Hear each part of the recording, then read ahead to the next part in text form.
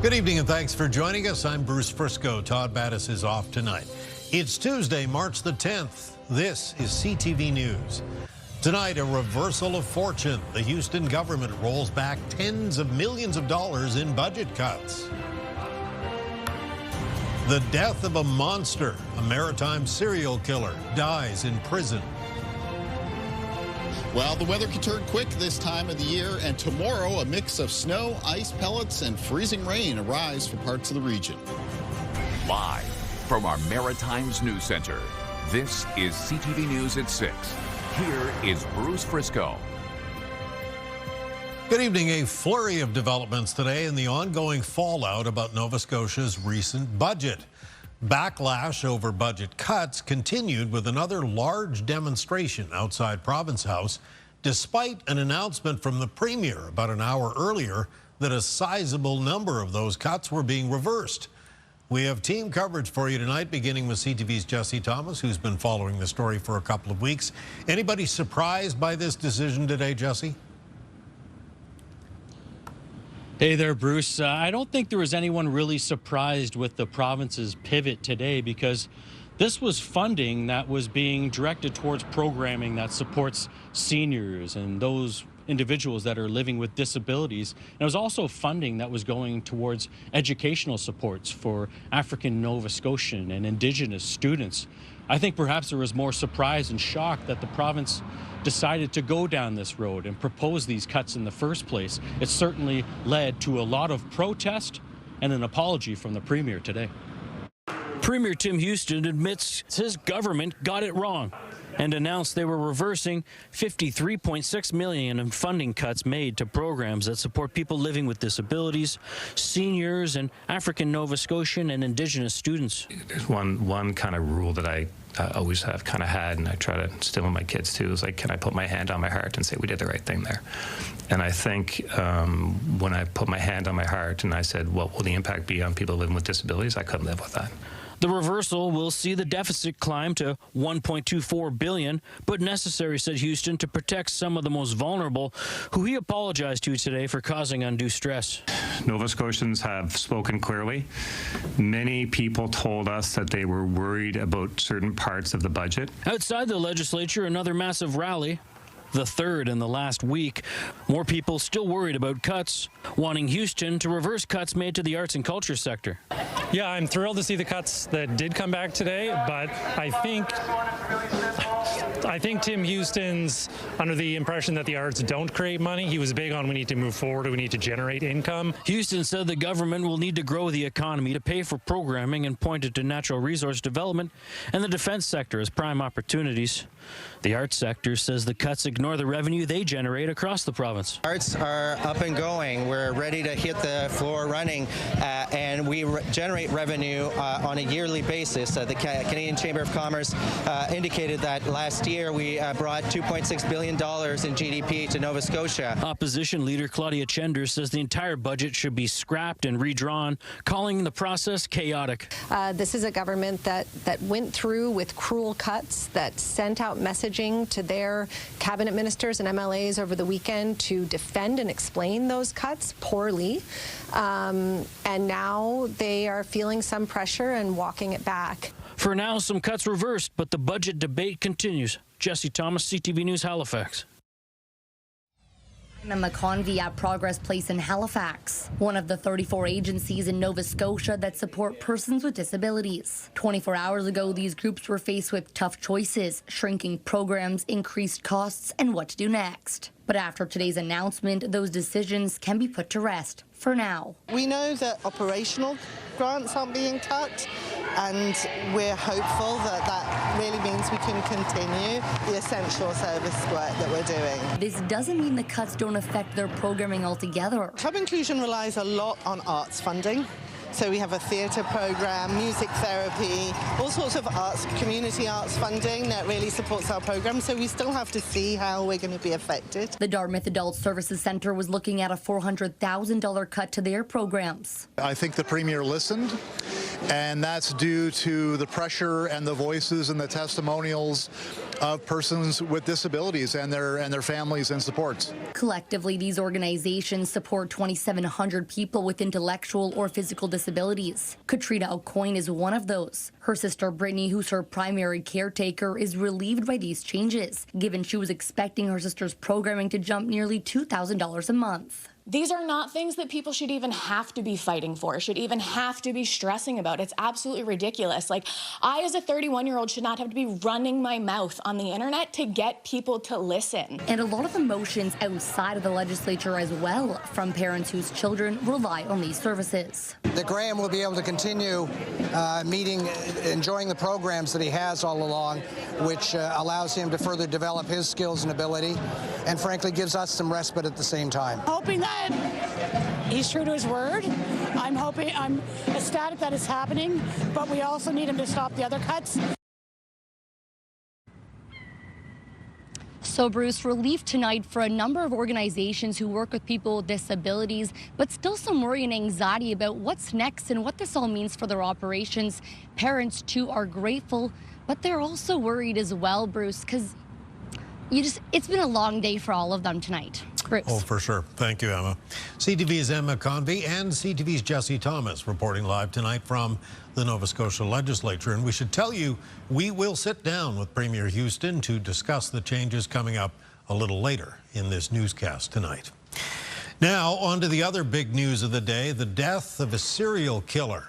Alan Legere, known around here as the Monster of Miramichi, died in prison in Edmonton yesterday. His death has brought back all kinds of nightmares for scores of New Brunswickers who remember the 7-month rampage when he escaped custody. CTV's Derek Haggett has more. The death of the Monster of the Miramichi was welcome news here today, but it brings back horrible memories. No, he was a bad guy. That was a place for him. And he's dead now. A lot of people will be happy about that, including myself. Alan Legere died in an Edmonton prison yesterday. He was 78 years old. He killed 5 people in the late 1980s and terrorized the region. If you had young children, it was scary to even go outside. You know, that it was a terrifying time. You didn't know where he was. In 1986, Legere killed a shopkeeper and sexually assaulted his wife. He received a life sentence. Legere escaped custody while at a hospital in Moncton in the spring of 1989. While on the loose for over 6 months, he sexually assaulted and killed 3 women and beat a priest to death. Journalist and author Rick McLean, who wrote extensively about Legere, remembers the time vividly. We had no Halloween that year. Kids weren't allowed to go outside. The clubs were empty because people were afraid. Everyone was hunkering down, terrified. Legere was caught in November of 1989 and eventually convicted on 4 counts of first-degree murder. Even though Alan Legere was in a maximum security prison for decades, there was a fear, a reluctance to talk about the man. That wasn't the case today. Now people in the community might be willing to talk about it because for all these years, people have been saying no. Reporters have come and gone, trying to get people to talk about their feelings. People were afraid to be singled out. People were really tense, and it was scary. Well, I just remember that whereas people used to keep their doors unlocked all the time, all of a sudden they were all locking the doors and making sure, you know, that if they didn't have guns, that they were getting guns. I remember driving a woman home one night from work. She told me that leave the car running, lock the car doors, here are my keys, go into my house, check every single room and the basement, then I'll go into my house. Legere was denied full parole last December. The cause of his death has not been released, but the Correctional Service of Canada will review the circumstances. Derek Haggett, CTV News, Miramichi, New Brunswick. Okay, here's a live look at Moncton, where it's currently a comfortable at 10 degrees. Let's get our first look at the weather with meteorologist Kaylin Mitchell. Much warmer than 10 in some parts of the region today. Yeah, it sure was. And we're going to begin by talking about the temperatures because we did have some record-setting high temperatures in the region for today. Here's a look at temperatures this morning. They were cool to chilly. Interestingly enough, St. Stephen at -2 later in the afternoon became one of the warmest spots in the Maritimes with a temperature that just squeaked over 21 degrees. These are temperature reports from weather stations that are operated by Environment Canada. I did get some reports from individuals with some personal weather stations of some temperatures in the region today near their communities getting up between 21 and 23. And there were record-setting high temperatures in all 3 maritime provinces. I have some of those records up in an article on the CTV News Atlantic website if somebody wants to take a look at those. Taking a look at things on radar and satellite. We do have a chance of showers and some flurries in northern areas of New Brunswick as we make our way through this evening and tonight. But after that, we need to turn our attention to a slow-moving but sprawling low-pressure system and weather front that's going to approach from the west. Because tonight, as we get over to a northeast wind, temperatures turn colder. Then that system arrives, and that's why we're looking at a mixture of snow, ice pellets, freezing rain, and rain Wednesday into Thursday. The snow and ice pellets, though, could accumulate as much as 15 to 25 centimeters in the north of New Brunswick underneath a winter storm warning.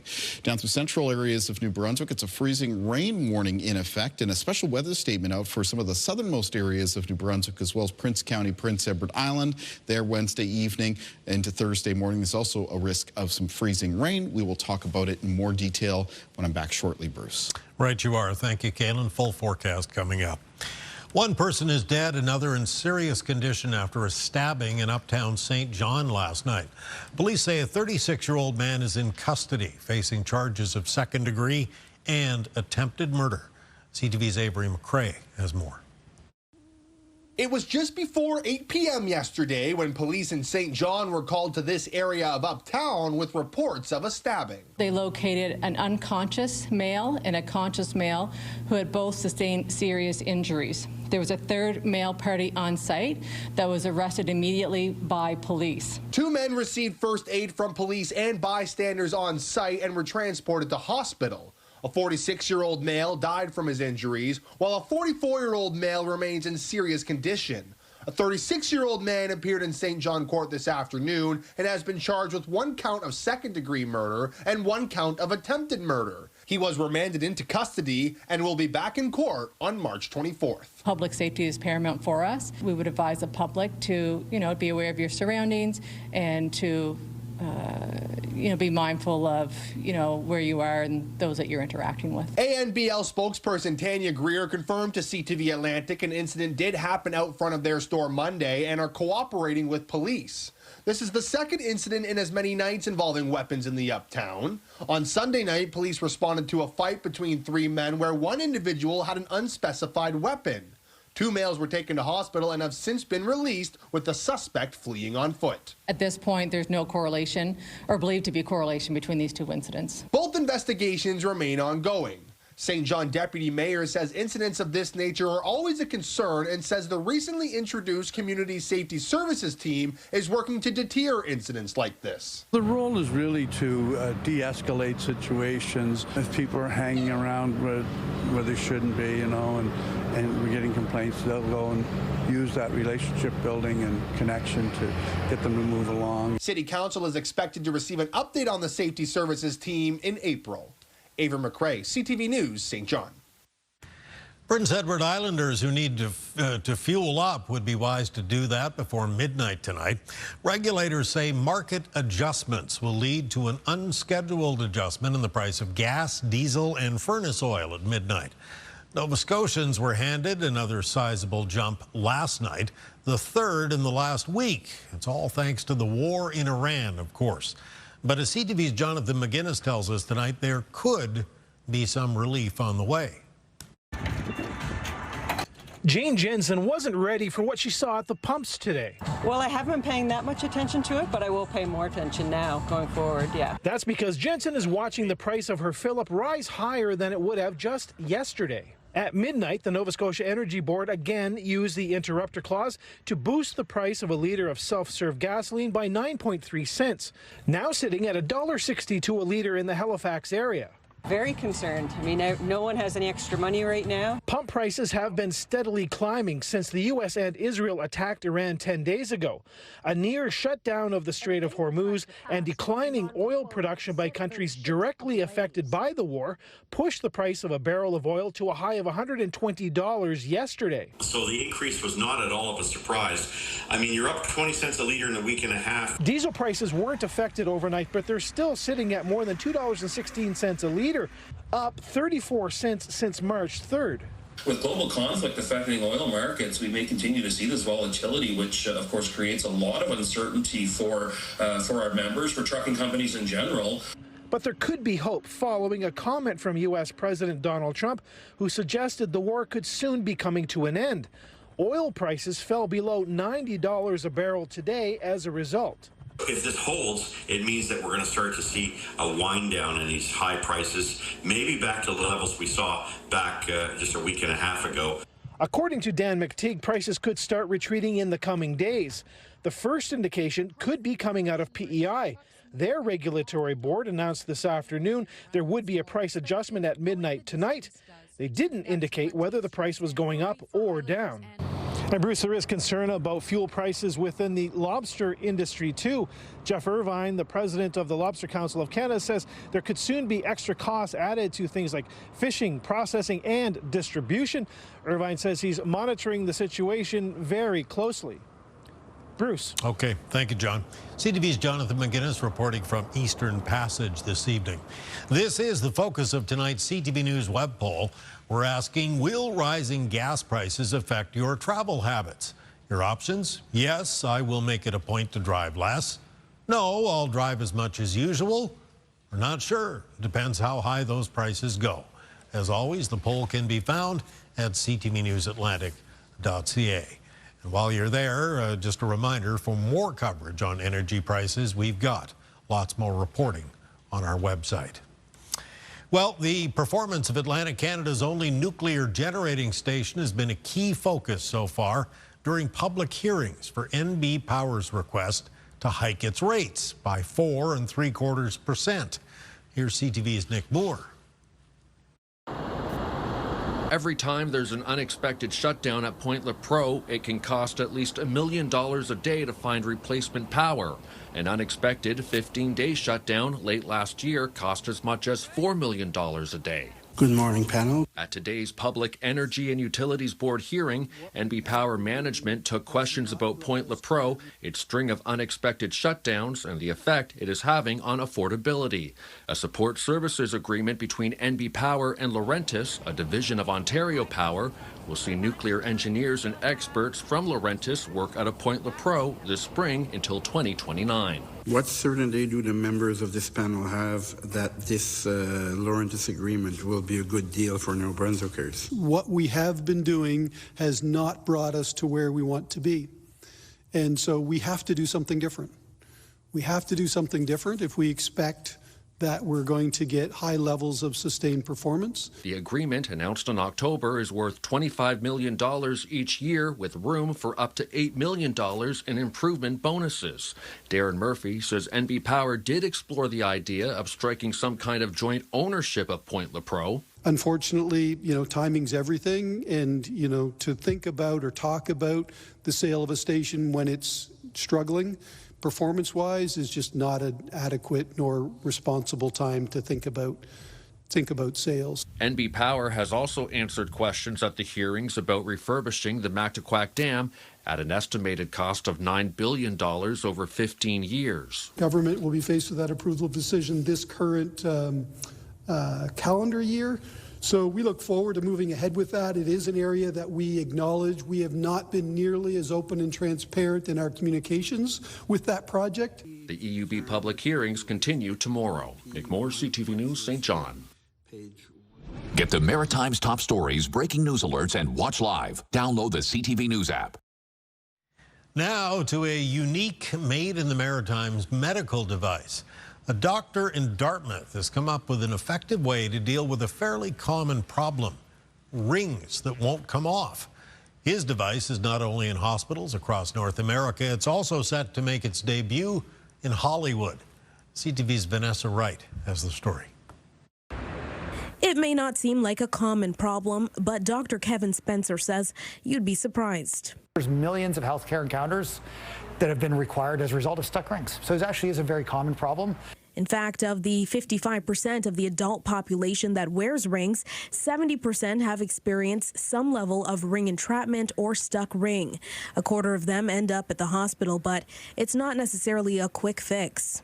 So what's happened is that modern durable ring metals like titanium, tungsten, and stainless steel evolved, and the tools to handle stuck rings didn't. Leaving medical providers with these kinds of tools to fix the problem. It's dangerous. It causes heat, which can burn the finger. The sparks are dangerous, and one slip, you can cut the finger. So in 2018, Spencer co-founded Ring Rescue in hopes of offering a less invasive way of removing stuck rings. So the finger remains very, very safe through this process. The device is now in every emergency room in Nova Scotia and Prince Edward Island. It's also being used at more than 2,000 hospitals across North America, including at the Mayo Clinic and the Cleveland Clinic. Where's my son? But perhaps its most anticipated appearance will come later this week when it will be featured in the latest episode of The Pit, the popular medical drama seen on Crave. To be able to have our product on there is really, really cool. It's something I'm very proud of. I think our whole team is really excited about. And I think it's a great local win as well, to take a local intervention and get into what's arguably the top show on television right now. An even greater sense of pride knowing the answer to a unique problem was answered right here at home. Vanessa Wright, CTV News, Dartmouth. Thank you, Vanessa. Still to come tonight, Kaylin's full forecast and our conversation with Nova Scotia Premier Tim Houston about the reversal of millions of dollars in budget cuts. Coming up next, the latest from Iran. New blasts around the Middle East as the war with Iran continues, and now the Pentagon giving an update on exactly how many U.S. troops have been injured. I'm Olivia Rubin with the latest in Capitol Hill coming up.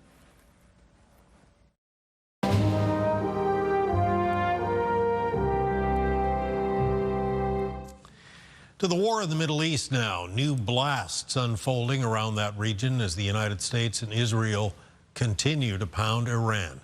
CTV's Olivia Rubin has the latest. Today, the U.S. launching a massive air assault on Iranian targets. The Pentagon says video shows strikes taking out mobile missile launchers. Today will be, yet again, our most intense day of strikes inside Iran. But the White House today trying to explain the mixed messaging, with the president calling the war nearly complete. Ultimately, the operations will end when the commander-in-chief determines the military objectives have been met, fully realized, and that Iran is in a position of complete and unconditional surrender, whether they say it or not. On Capitol Hill, Democrats raising questions about war strategy. I'm not sure what the end game is or what their plans are. They certainly have not made their case. And Iran today still carrying out dozens of retaliatory strikes on Qatar, Bahrain, and Kuwait. Last night, the 7th U.S. service member killed in Iranian attacks returning to the U.S. Sergeant Benjamin Pennington was 26 years old. And he wanted to serve his country and be a soldier. 6 others were killed in the early hours of the war in an Iranian drone strike in Kuwait. Sergeant Corey Hicks survived that attack. I remember turning my head to the left and I seen the nose of that drone pop through. So I turned to my right, and that's when it blew up and just blew the whole building apart. Hicks speaking to ABC affiliate KSTP from Walter Reed Hospital. So I'm making strides. Just got a bunch of stitches taken out of wounds on my face from shrapnel, and I got shrapnel wounds on my arm and all sorts of stuff. And the Pentagon now revealing 140 troops have been injured in this war. They say the vast majority are minor, but that 8 remain severely injured. Olivia Rubin, ABC News, Washington. Still ahead tonight, health and medical news in the Lifeline. But next, the latest from the CTV Weather Center. Kaylin will be right back with his full forecast when we return.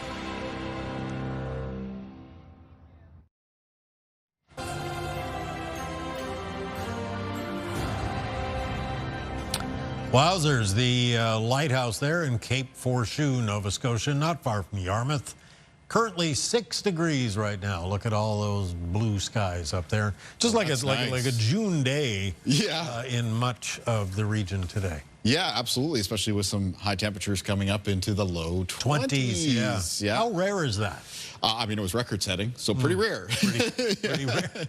Yeah, we had some record-setting high temperatures in the Maritimes today, but we have to turn our attention to this next weather system coming in. Yeah. Because this one's going to be an icy mix for some parts of the region. It starts with temperatures tonight, because in a north and northeast wind tonight, we do have temperatures for many parts of the Maritimes returning to and below the freezing mark, with some of the coldest air moving back into place around northern areas of New Brunswick. So as that happens, we've got a weather system approaching from the west. First thing in the morning around the Maritime region, shouldn't be much on the go as far as weather goes, partly cloudy conditions, but as we make our way into and through the afternoon, things change in the province of New Brunswick. It'll be snow and ice pellets developing into the province first, except for maybe some rain around the Bay of Fundy coastline.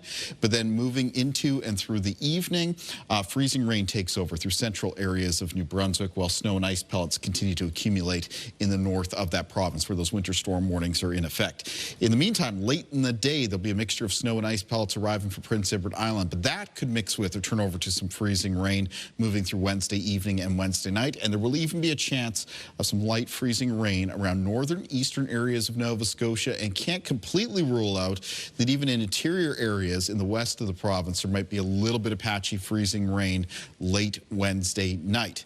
Now there's some further changes that take place moving into and through Thursday morning.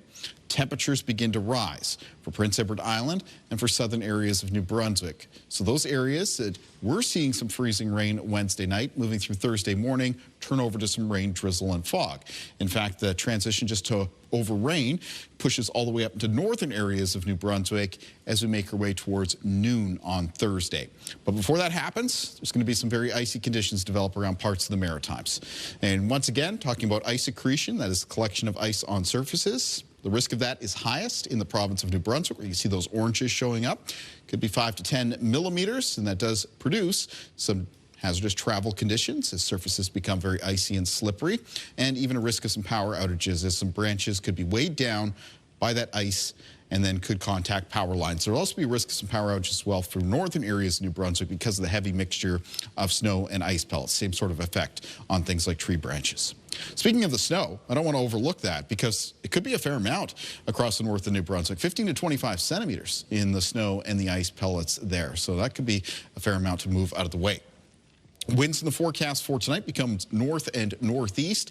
Tomorrow's winds remain mostly out of the east, except becoming southeast for areas of Nova Scotia. There'll be some fairly widespread gusts, 30 to 50 kilometers per hour, 40 to 60 on exposed areas of the coastline.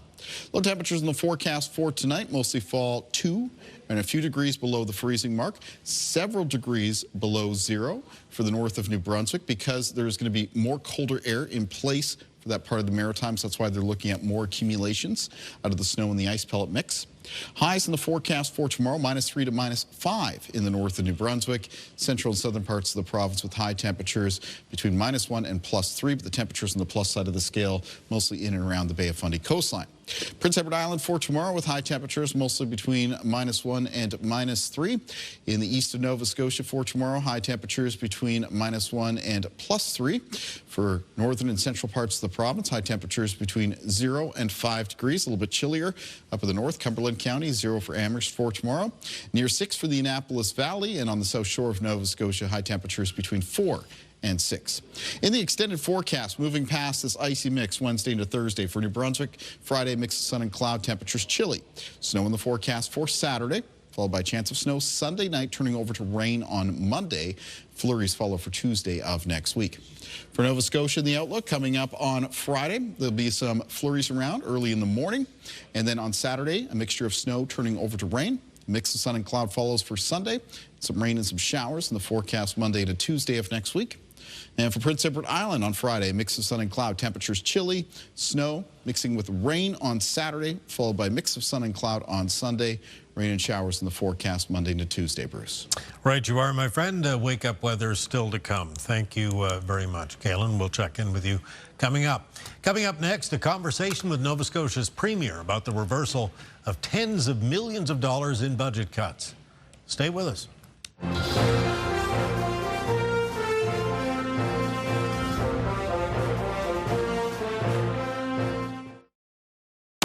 All right, this is the final week for the Virgin Radio Vault. Make sure you join us for your keywords on Virgin Radio mornings at 6:10 and 8:10. And around 7:30 is your shot at a Sleep Country bundle. Good luck.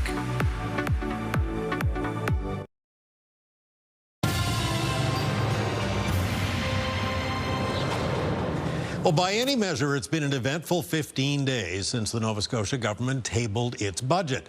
The document, titled Defending Nova Scotia, pledged to save the average family about $1,400 a year through tax cuts and general spending. Overall spending did increase year over year by some $763 million.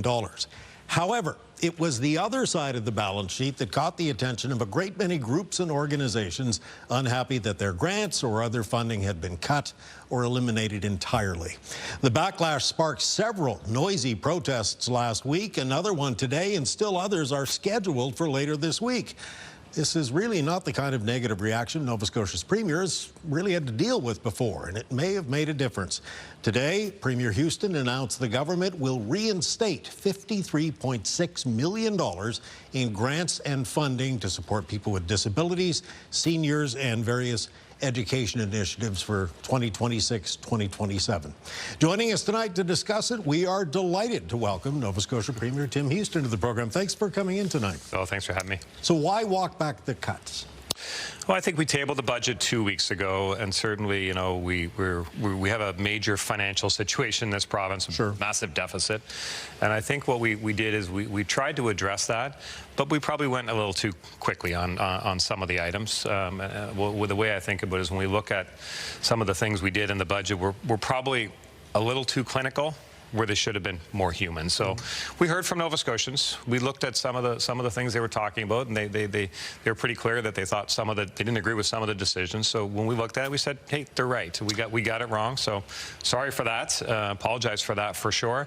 And we're going to fix them. So that's what happened today. The political pundits, the opposition leaders will probably say that you caved. Do you consider yourself having caved? No, look, I listened very carefully over the last couple of weeks, but I try to always listen, and we had some really kind of rational, reasonable discussions, I would say, with people. And my caucus colleagues and the MLAs fanned out across the province. They had some reasonable discussions with people. When we came back and said, look, here's the real impact of these on people, we just kind of said, like, that's not okay. So we need to fix that. So we looked at those groups, people living with disabilities, you know, supports for seniors, educational opportunities for African Nova Scotians and First Nations, and said, look, we have to make some changes here. We have to get this right. So that's what we've done today. There are other groups that, you know, wish we would have kind of made some changes as well, but we can only do what we can afford, and we have to try to stick to that too. You sound like you weren't particularly surprised by the backlash after you heard from all of your members.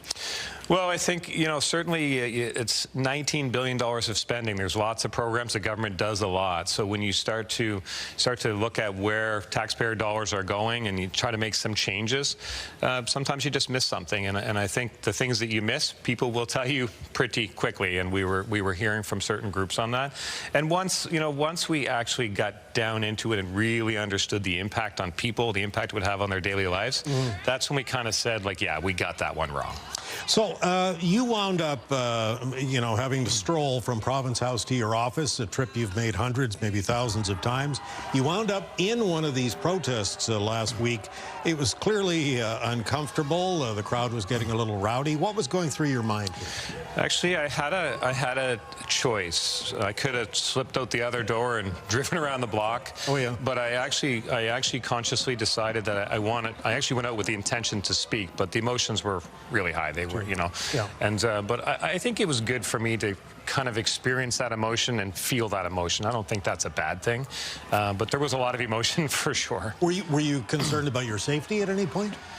Look, there was, I would say no, I wasn't, but certainly there was people who were right in my face to make their point. But look, I think People care about this province. People care about their communities. They care about what happens in their communities, and I do too. We're all Nova Scotians. So to see people have a reaction to budget decisions, that doesn't surprise me. That's a good thing. It's part of democracy, and we listen carefully to that.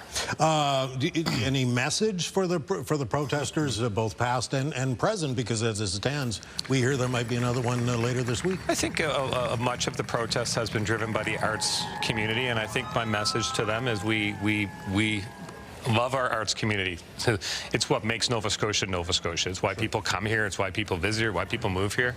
And we're making a significant investment in the arts. It'll be $66 million in this budget. That's up pretty tremendously over the last couple of years, because when we can invest, we do invest. So my message to them would be, look, we wish we could do more, and hopefully we get our economy going and we get the province moving in the right direction, and there'll be opportunities to do more. Yeah. But today we're doing $66 million, and we're supporting the sector with what we can. But my message to that group of protesters would be that, we value you tremendously, but we're doing what we can, and hopefully there'll be a day when we can do more. And similar, I guess, for the other groups, the museums, the tourist bureaus, the authors. We heard a lot. Yeah, for sure. I mean, these are Nova Scotians that contribute in big ways. But government, we have a $1.2 billion, $1.3 billion deficit. The deficit went up today with the decision I made. Right. That's a risk that we're taking, but I accept that risk because I heard from Nova Scotians that they weren't willing to accept the risk that there could be impacts on people living with disabilities or seniors or some of the educational. So they said that's a priority. It's a priority for me as well. So that's why we've made that additional investment today. But it does put the deficit up.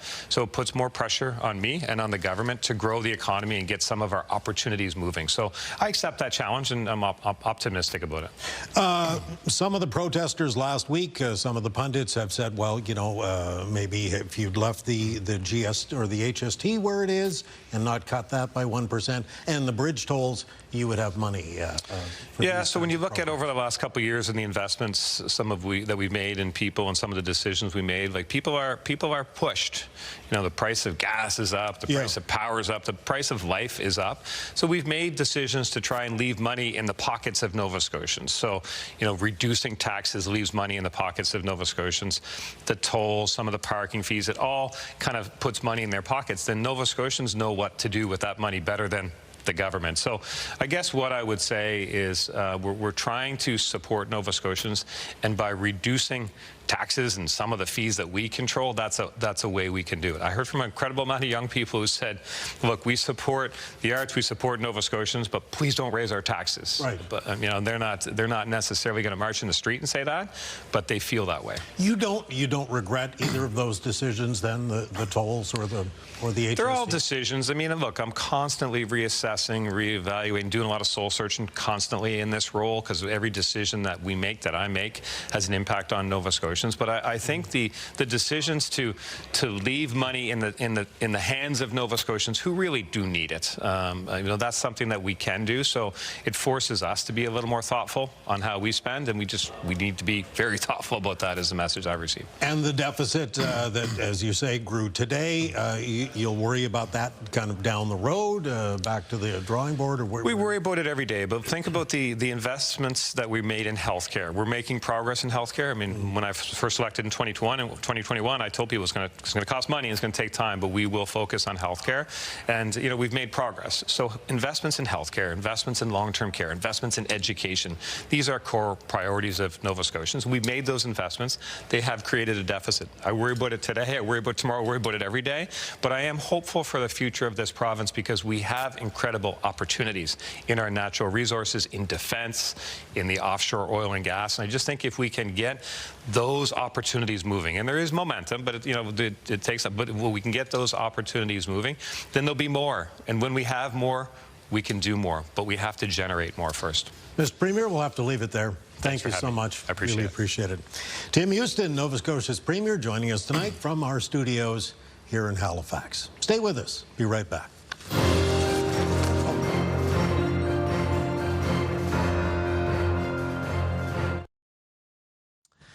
Lifeline tonight, a new study shows prescriptions for ADHD medications have more than doubled since the pandemic. CTV's Amanda Devison has more. Prescriptions for ADHD medication among adults have doubled since the start of the COVID-19 pandemic. A recent study published in the Canadian Medical Association Journal found more than half of adults in Ontario who got a new prescription were women, with the median age being 31 years old. The study's authors say the trend is likely influenced by greater awareness of adult ADHD and better access to care after years of underdiagnosis of the disorder in women. Experts are advising people hoping to stave off dementia to exercise their brain. One recent study linked a lower risk of Alzheimer's disease and cognitive decline to lifelong learning. That could include reading and writing, learning another language, playing chess, solving puzzles, and going to museums from childhood into retirement. The neuropsychologist who led the study says it's kind of like stretching your brain and your thinking as you use different cognitive systems. Finally, this first-of-its-kind trial in Canada is giving hope to people living with ALS. Patient testing is now underway for a new medication that may be able to stop or even reverse the progression of ALS. The Made in Canada study is based on groundbreaking work from the University of Montreal. Doctors caution it's still in the testing phase, and there is a lot of work to do to move it past clinical trials, but the medication is offering some hope for the future. With Health and Medical News, I'm Amanda Devison for the Lifeline.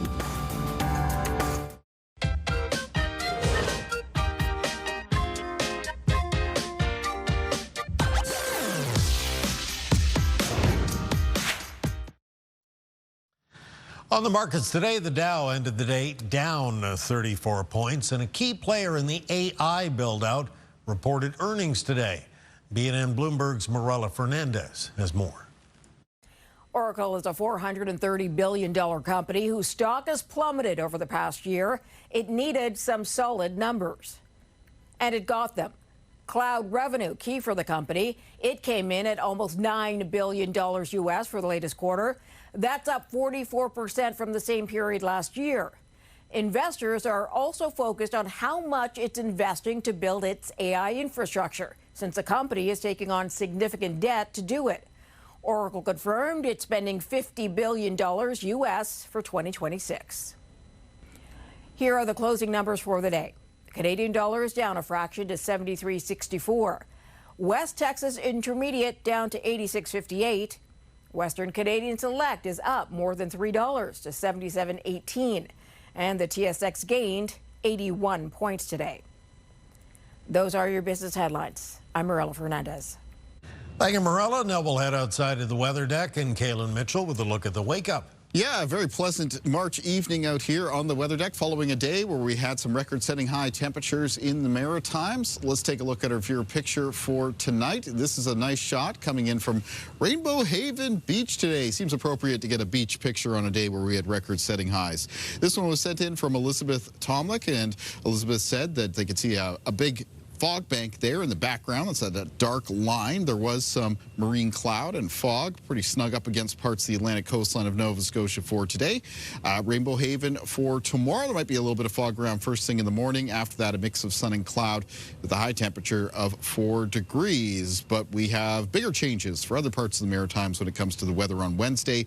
First thing in the morning, partly cloudy with fog patches. Morning temperatures mostly around to a few degrees below zero, except several degrees below zero in the north of New Brunswick. And then moving into and through Wednesday afternoon for that province, it is a mixture of snow, ice pellets, freezing rain, and rain moving in. The rain in along the Bay of Fundy coastline. Some of that icy mix will even make its way towards Prince Edward Island late in the day. It'll be ongoing for that part of the Maritimes into Wednesday evening and Wednesday night, with Nova Scotia getting into some rain, drizzle, and fog. Let's find out what's coming up on Your Morning Atlantic.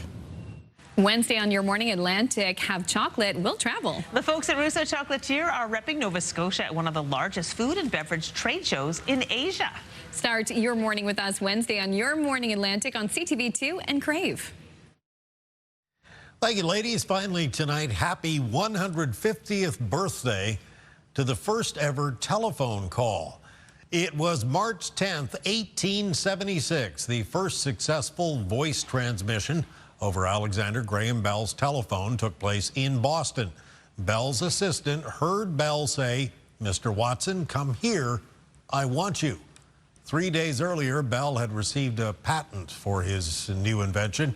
10 years later, Bell and his wife Mabel, of course, established their summer estate, Ben Brea in Bedeck, Cape Breton. Of course, that community is home to the Alexander Graham Bell Museum, which is now a National Historic Site. And if you haven't been there, you really should go. Okay, that's the program for Tuesday night. The rebroadcast begins in just a moment on CTV2, and we're updating around the clock on ctvnewsatlantic.ca. I'm Bruce Frisco in for Todd Battis. Thank you for watching this newscast. Have a good evening. Hope to see you again soon.